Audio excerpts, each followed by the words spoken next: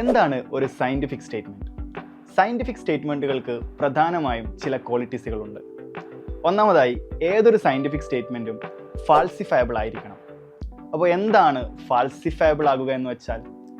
Falsifiable ആകുക എന്നാൽ ആ സ്റ്റേറ്റ്മെൻറ്റ് തെറ്റാണോ ശരിയാണോ എന്ന് ചെക്ക് ചെയ്യാനുള്ള, അല്ലെങ്കിൽ അത് ചെക്ക് ചെയ്യാൻ സാധിക്കുന്ന ഒന്നാകുക എന്നുള്ളതാണ്. ഉദാഹരണത്തിന്, പഴങ്ങളിൽ ഏറ്റവും രുചിയുള്ളത് മാമ്പഴത്തിനാണ് എന്ന സ്റ്റേറ്റ്മെൻറ്റ് ശരിയാണോ തെറ്റാണോ എന്ന് പ്രൂവ് ചെയ്യാൻ ഒരു മെത്തഡോളജി ഇല്ല. കാരണം അതിൻ്റെ ഉത്തരം ഒരു സബ്ജക്റ്റീവായ ഒന്നാണ്. ഇത്തരം സ്റ്റേറ്റ്മെൻറ്റുകൾ ഫാൾസിഫയബിൾ അല്ലാത്തതിനാൽ തന്നെ അവ സയൻറ്റിഫിക് സ്റ്റേറ്റ്മെൻറ്റുകളുമല്ല. മറ്റൊരു പ്രാക്ടിക്കൽ ഉദാഹരണമാണ് ഹിസ്റ്ററി. ഹിസ്റ്ററി ചില വ്യക്തികൾ എഴുതി വെച്ച റെക്കോർഡുകളിൽ നിന്ന് രൂപപ്പെടുന്ന ഒന്നാണ്. ഒരു വിഷയത്തെക്കുറിച്ച് ഒരുപാട് ഹിസ്റ്റോറിയൻ ഒരേപോലെ എഴുതുമ്പോൾ നമ്മൾ ആ ഹിസ്റ്ററി ശരിയാണ് എന്ന് വിശ്വസിക്കുന്നു.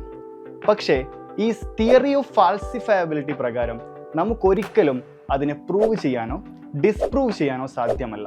അതുകൊണ്ട് തന്നെ ഹിസ്റ്ററിയെ ഒരു സയൻറ്റിഫിക് സ്റ്റേറ്റ്മെൻ്റ് ആയിട്ട് റെപ്രസെൻ്റ് ചെയ്യാൻ സാധിക്കില്ല. പക്ഷേ അതൊരു നോളജ് സോഴ്സ് തന്നെയാണ് താനും.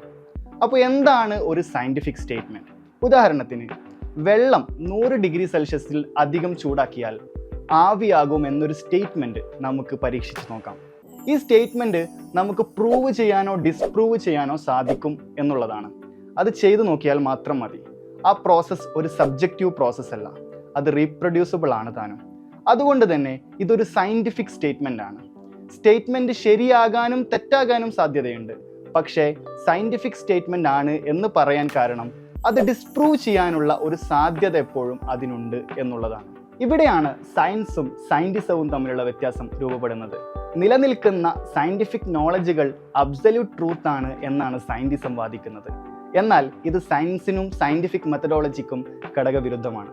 കാരണം നിലനിൽക്കുന്ന നോളജുകളെ അഥവാ സയൻറ്റിഫിക് നോളജുകളെ അബ്സല്യൂട്ട് ട്രൂത്ത് ആയിട്ട് പ്ലേസ് ചെയ്യുമ്പോൾ അവ ഫാൾസിഫയബിൾ അല്ല എന്നർത്ഥം.